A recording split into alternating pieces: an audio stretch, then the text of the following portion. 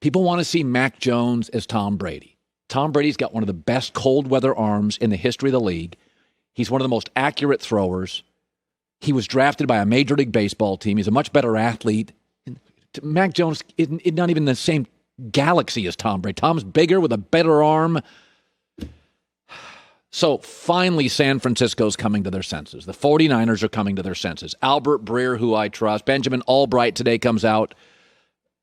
San Francisco, a lot of buzz. Niners, Justin Fields. Mike Silver, a guy I trust. 49ers, Justin Fields. People see what they want to see.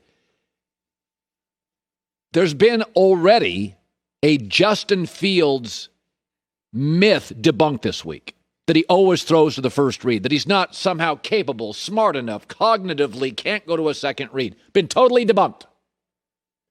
Because blogs don't check on anything. Nobody checks on anything. It's a post-truth society. Just throw crap out there. It sticks. Mac Jones, we've suddenly elevated him to, he is so cagey. I hear this a lot. He is so smart. His judgment is unprecedented. I'm not saying the kid can't succeed in the NFL, but give me a break. Everybody sees what they want to see with these guys. We're making crap up with Justin Fields. The other thing is we have to acknowledge that Alabama players often don't perform at the NFL level. Why?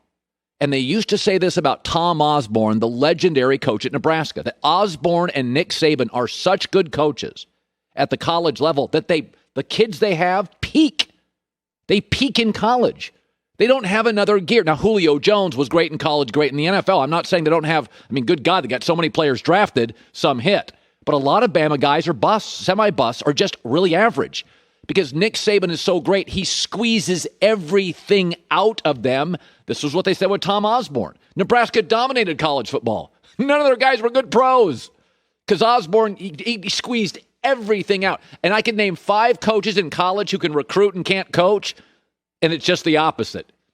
There's a lot of guys that come college to pro, they're better pros. I can name the coaches that NFL GMs tell me they can recruit, they can't coach. Saban recruits and coaches and squeezes everything out of them. So, Henry Ruggs, wide receiver Alabama last year. Dude can't run a route, just fast. D. Milner couldn't play. Nothing against the guy, couldn't play. Nick hit him. But thanks to good reporting, we're seeing some of this nonsense go away. Justin Fields, I believe, should be the second quarterback taken. It looks like now San Francisco third. But this narrative that was out there that, cognitively, I'm a little concerned he doesn't throw to anybody other than the primary, basically saying that's the simplest read.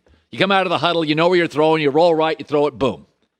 Oh, wait, PFF graded throws past the first read last 2 years of college football. Justin Fields is number 1.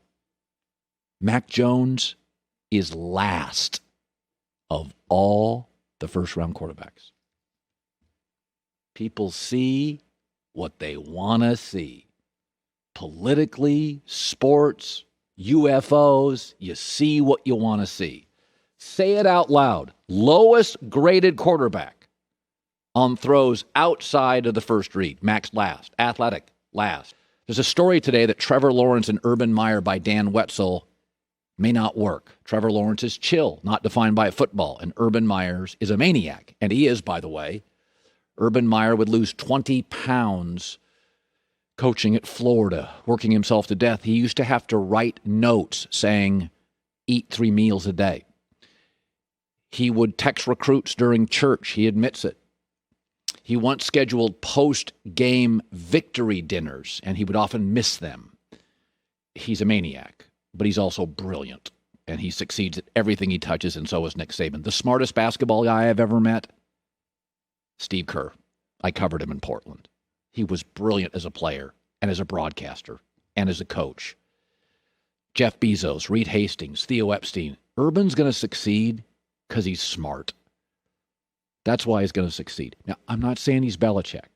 I'm not saying he's Andy Reid. He was never a fan of NFL football. He told me, he goes, I don't even watch football. But he's a quick learner, and he'll figure it out. And he'll get worked his first year or two. He'll get worked by some NFL guys. But I always have a rule when I hire people in radio or TV. I just hire smart. I'll teach you the rest of it. You can have 30 years in radio. if you're a mouth breather, I can't do anything with you. Like, there's nothing I can do with you. Bill Belichick, mother spoke 7 languages, and his dad wrote the book on scouting. Bill's not perfect. He's just smarter than everybody else. I'm sorry. Football coaches come in 2 shapes and sizes. Smart guy, tough guy. Sean McVay's really smart. Dan Campbell's really tough. Going to break your kneecaps. Take the smart guy. I don't know if Urban Meyer will be a home run, but if Trevor Lawrence is healthy, no college coach that I can think of has a greater chance to succeed because he just figures stuff out quite fast. I've seen 1 million college football coaches and players do college football games. Nobody figured it out faster than Saban and Urban Meyer, the 2 best college coaches I've ever seen. And by the way, I don't think you have to have perfect personality matches. Michael Jordan punched a teammate. He was coached by the Zen master. Okay, Tony Dungy, Peyton Manning, Bruce Arians, cocktails at 5, Tom Brady. Ideally, you'd like to have kind of a Breeze, Sean Payton, relentlessness. But the bottom line is Doug Collins was relentless, and so was Michael, and they didn't get along. It didn't work. Not that they didn't get along. They actually did get along, but it just didn't work as well as Phil Jackson, the Zen master. So my take on this whole thing with Urban Meyer and Nick Saban, when in doubt, Dan Wetzel has a very interesting column. You should read it. It's excellent. When in doubt, I just go, how smart are they? Hi, everybody. Thanks for watching. Subscribe here to get the latest from the show. Also, be sure to check out more of the best clips from The Herd or go watch a few segments from other shows on FS1.